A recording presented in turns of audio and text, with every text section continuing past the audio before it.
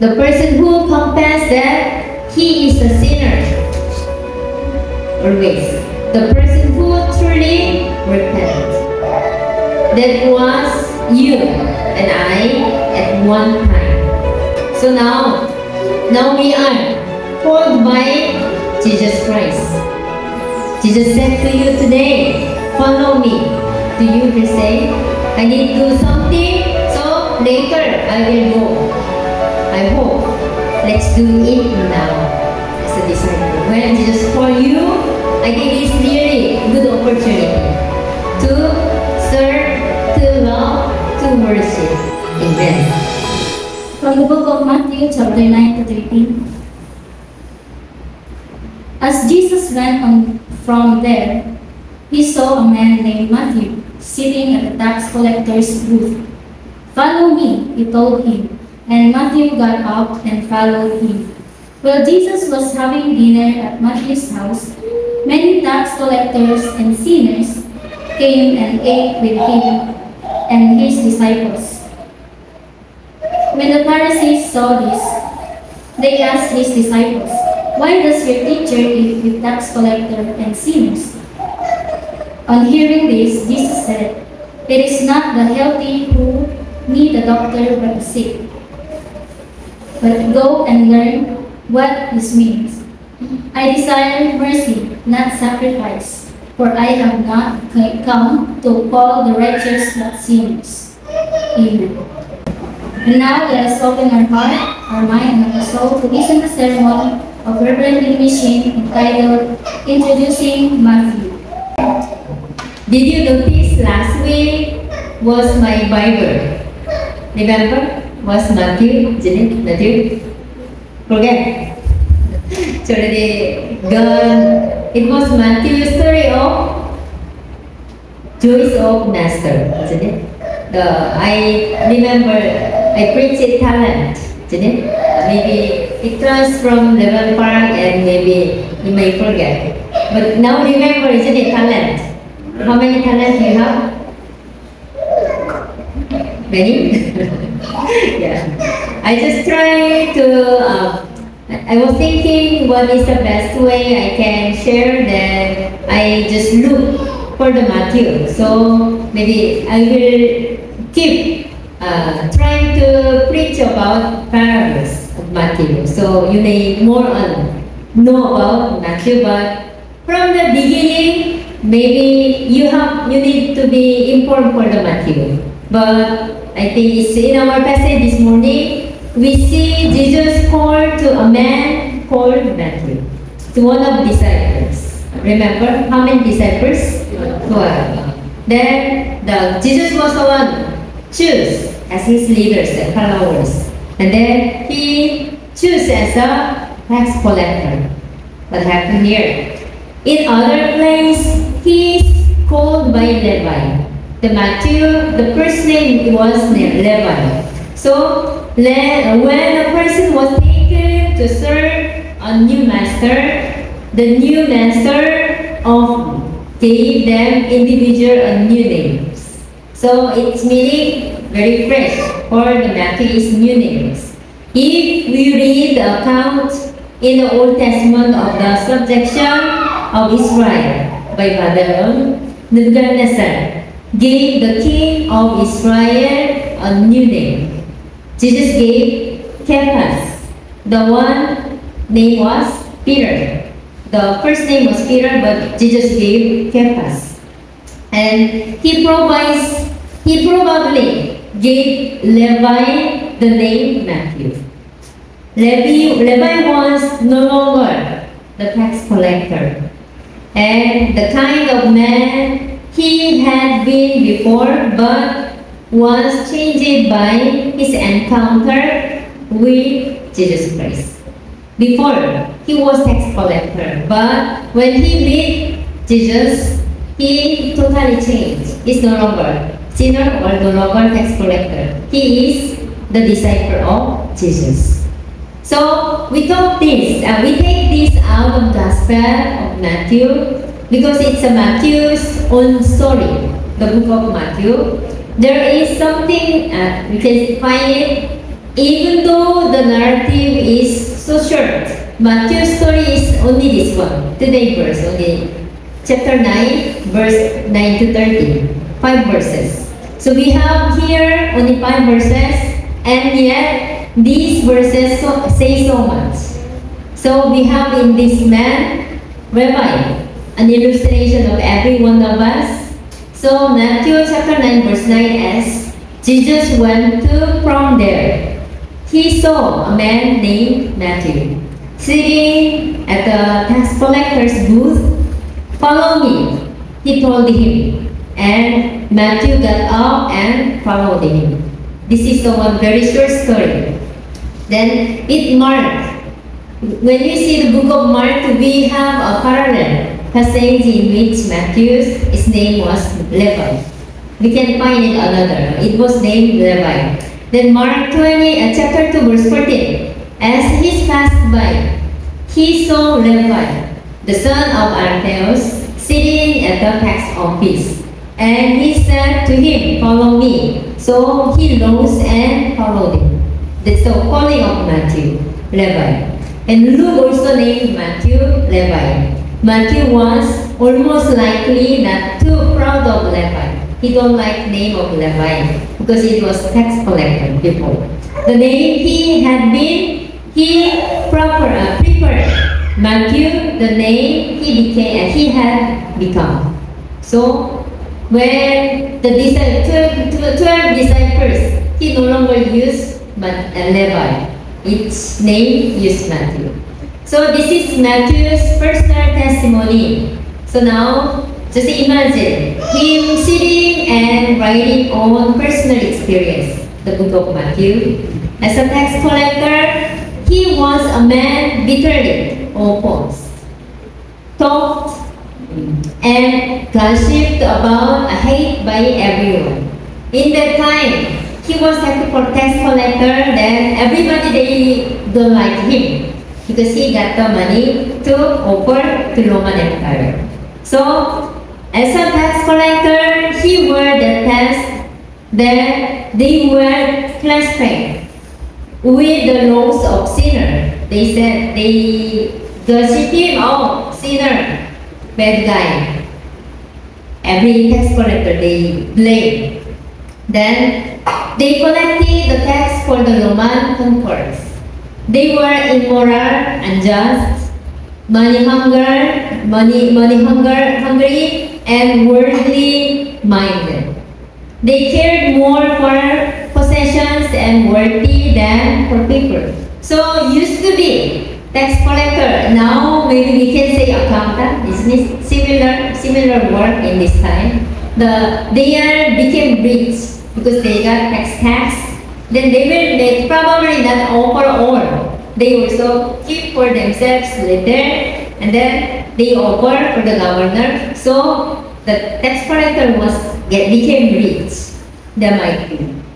In Matthew's own story, he does not talk about himself, nor about the details of his sin. He did not, "I didn't do very wrong," he did not say. And shame, nor his actions or repentance.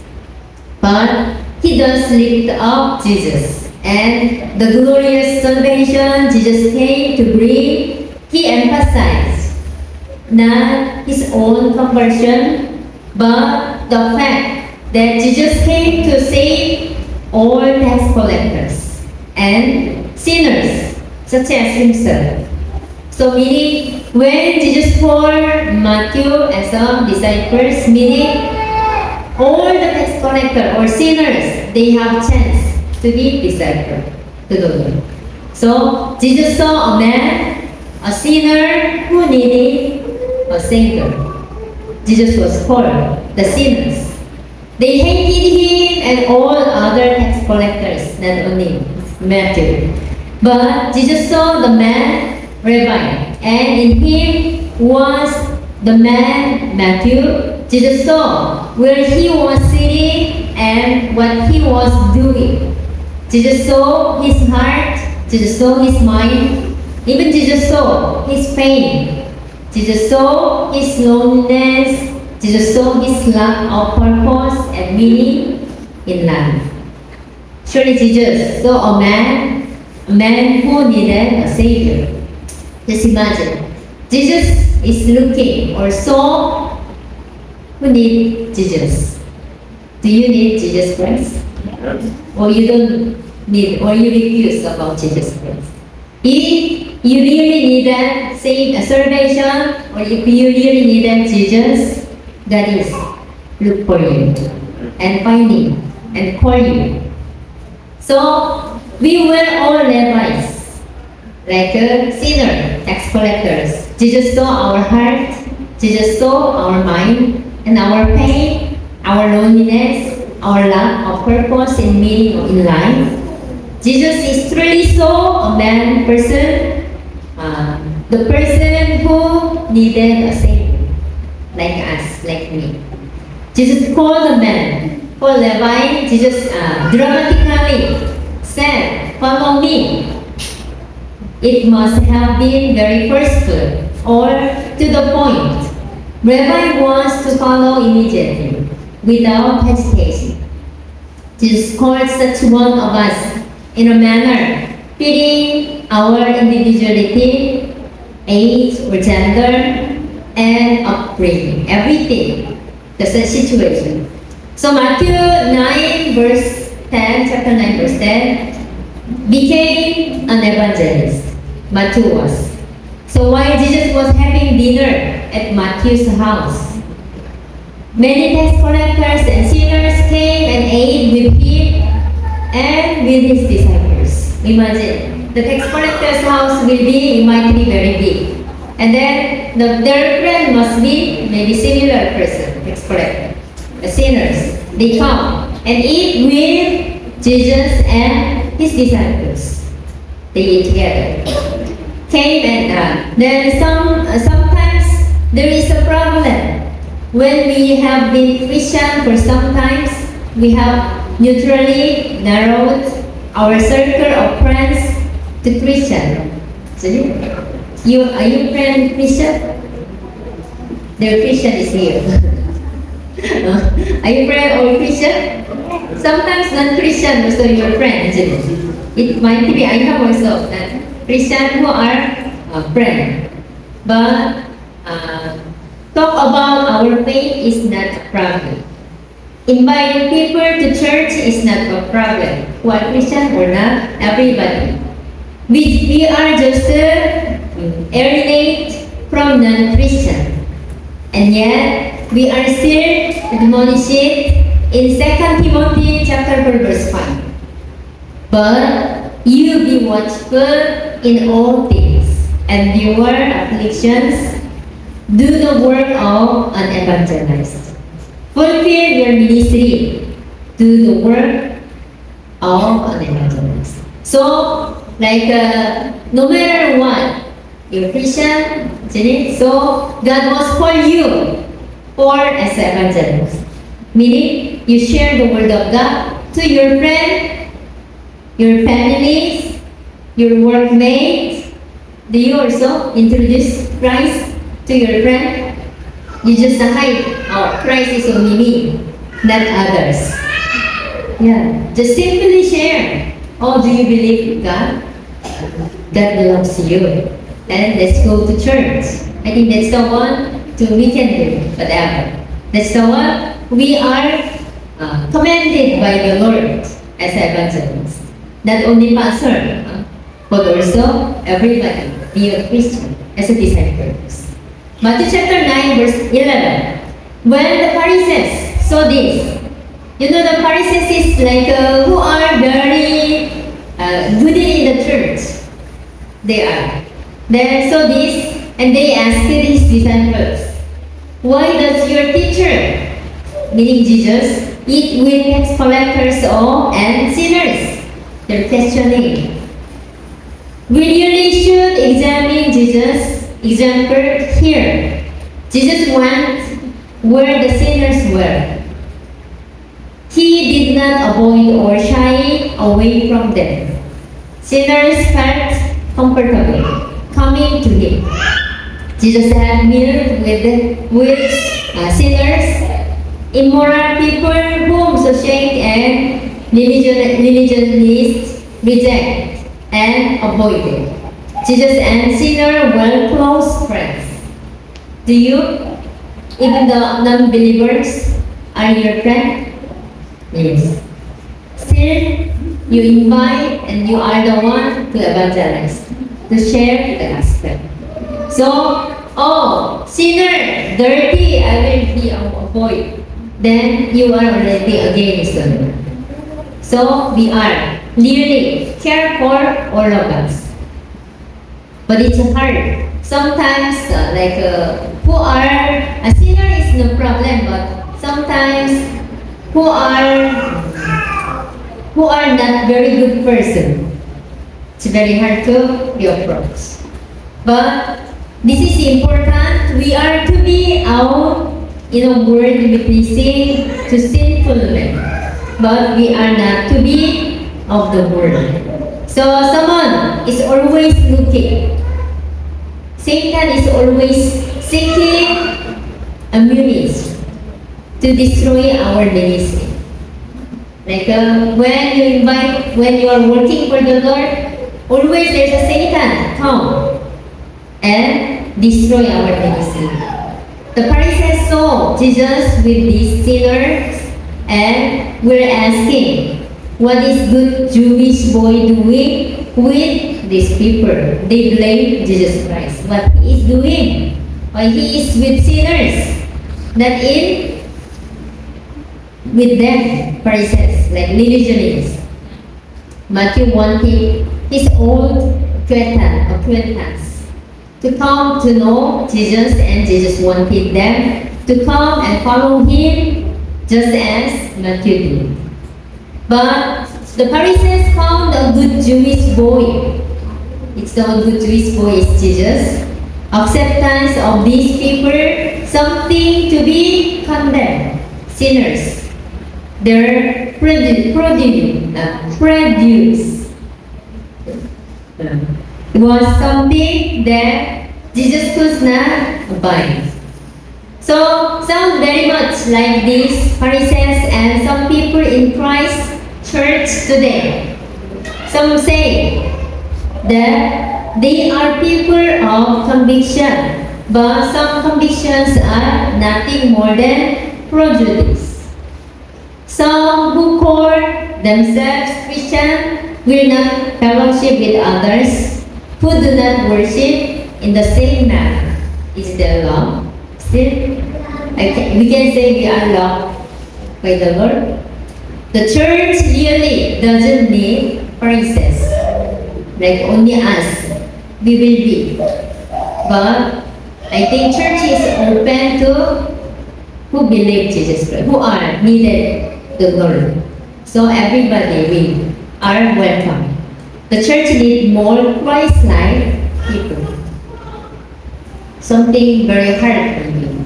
Matthew chapter 9, 12 to 13, verse 20 to 13. On hearing this, Jesus said, this is not the healthy who need a doctor, but the sick, who sick person need a doctor. But go and learn what this means. I desire mercy, not sacrifice. For I have not come to call the righteous, but sinners, meaning who really needed the person to Jesus Christ. Jesus never attacked the sinner. He simply said, I forgive you. But why? He attacked the self-righteous with a vengeance because he knew that until they felt guilty, they couldn't be forgiven. The tax collectors, the prostitute, the thieves, these people knew they need forgiveness.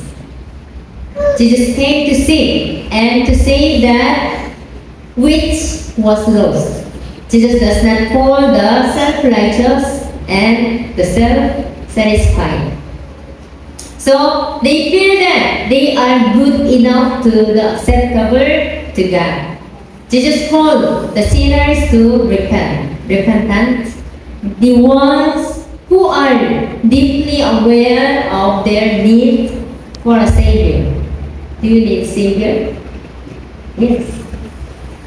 The core of Jesus is the repentance and to a changed life. When we repent, our life will be changed. Think about the people Jesus called. The person who is spiritually sick. The person who needs mercy. The person who needs sinner, who is a sinner. The person who needs to repent. So, I can say we are not perfect. But when God is for us, not perfect, He is making us to be more near like Jesus, so we can be nearly perfect like God. Jesus receives the following persons: the person who knows that he is spiritually sick, the person who acknowledges that he needed for God's mercy. We need God's blessing, God's mercy, God's care. The person who confesses that he is a sinner. Always. The person who truly repents. That was you and I at one time. Now, we like Rabbi or Matthew have the opportunity to reach out those around us with the gospel of Christ. So now we are called by Jesus Christ. Jesus said to you today, follow me. What you will say? Oh, Jesus, just a moment. I have to work. I have to earn the money. So later. Oh, Jesus, I'm sick. I will go to the hospital later. Do you will say, I need to do something. So later I will go. I hope. Let's do it now as a disciple. When Jesus calls you, I think it's really a good opportunity to serve, to love, to worship. Then God says to you, oh, you are a good servant. Then of course, I will use you, I will give you good talent, and I will care for your life. You are the one did good well. So when Jesus calls you, follow me. Yes, no matter what, no matter you are busy. Go with Jesus. Go worship the Lord. Amen. Let's pray. Heavenly Father, we thank you, Lord. Jesus is calling us the sinner like us, but sometimes we refuse. We thought we are perfect, so we don't go with Jesus. But we realize when Jesus called us, we immediately follow you as your disciples. We work with you, we serve you. Also we are like Jesus Christ, live as well. So give us more on strength and spiritually more on strong. And no matter what, no matter how, we serve you, Lord. We glorify your names. Thank you for all things and call us as your disciples. In Jesus' name we pray. Amen.